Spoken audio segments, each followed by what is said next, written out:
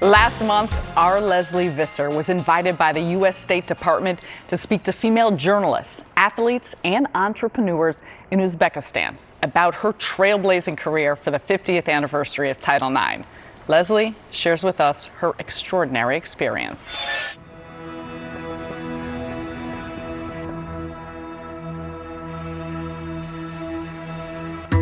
Just 30 years from communism, Uzbekistan has come a long way.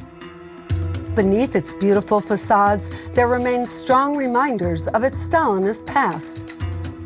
There is no freedom of the press, and reforms are slow, especially in the area of women's athletics. Here in Uzbekistan, there is much to be done. We are so grateful to have you here in Uzbekistan. What a treat to have a Hall of Fame sportscaster here. We brought you here because we wanted to promote the 50th anniversary of Title IX and to show people in Uzbekistan that anything is possible.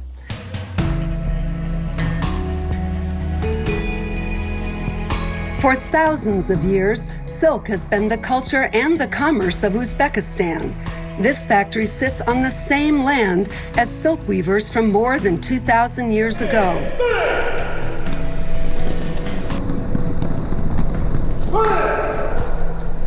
But in modern-day Uzbekistan, self-defense classes sponsored by the U.S. Embassy are more valuable than silk for young women, where gender violence and domestic abuse continue to be a serious problem.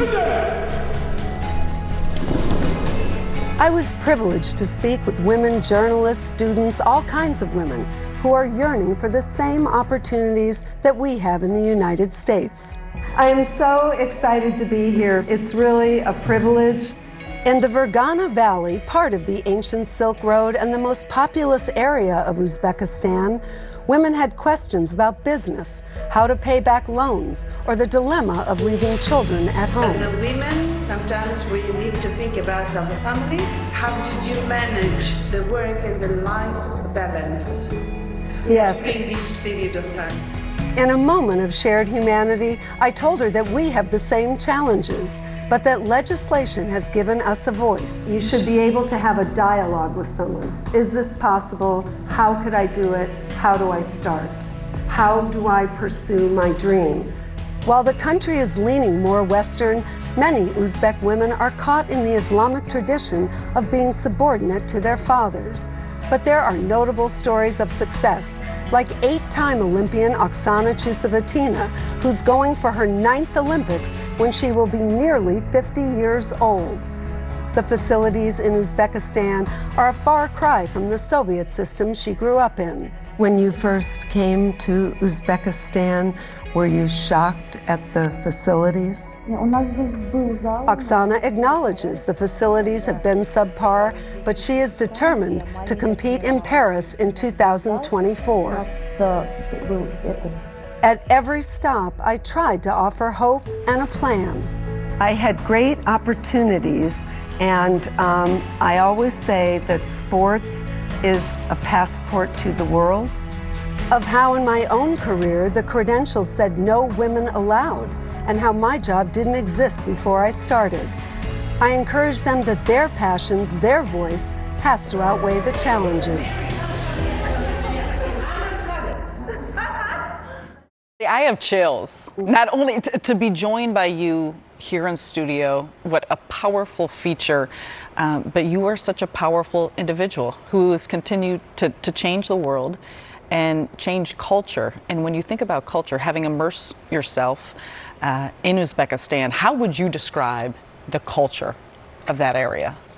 First of all, it's so great to see you, Sarah, and everybody from We Need to Talk. And you know, everybody on this show has dealt with international athletes or people who want to be international athletes. But the culture of Uzbekistan, it's rich historically but poor economically. This is going to sound shocking. The average yearly household income is $1,300. Wow. Wow. They're a cash-only society. They have no credit cards. But the young people there have a yearning. As we mentioned, there's no freedom of the press, but they get their information from bloggers. And what the athletes over there learn is that in America, people come from all over the world to play sports here. I mean, you've dealt, haven't you, with dozens in the NBA? Yes, absolutely. And is this where they want to come?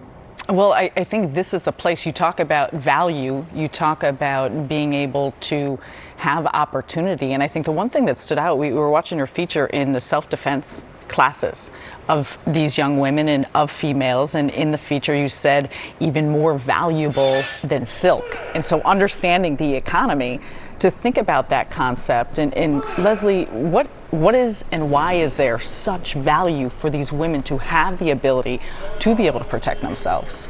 Oh yeah, that's a great synopsis of it. It's a patriarchal society. It still has a lot of the leftover Soviet repression, and women often are bound to their families, whatever the family decides. And until very recently, domestic abuse was considered a family matter. So there is now a law in the books that if a man is determined to have been abusive, he gets a fine for the first offense, and that's it. It's amazing to think about. And Lesley, I know you've had a lot of life-changing experiences, but what was your biggest takeaway from this one? I felt that they were interested in Title IX. They couldn't believe that 37 words could change society. And they also just had an optimism that basically I think they want what we want, okay, democracy is messy, but I think here we do have opportunity and equality and a chance for freedom from fear.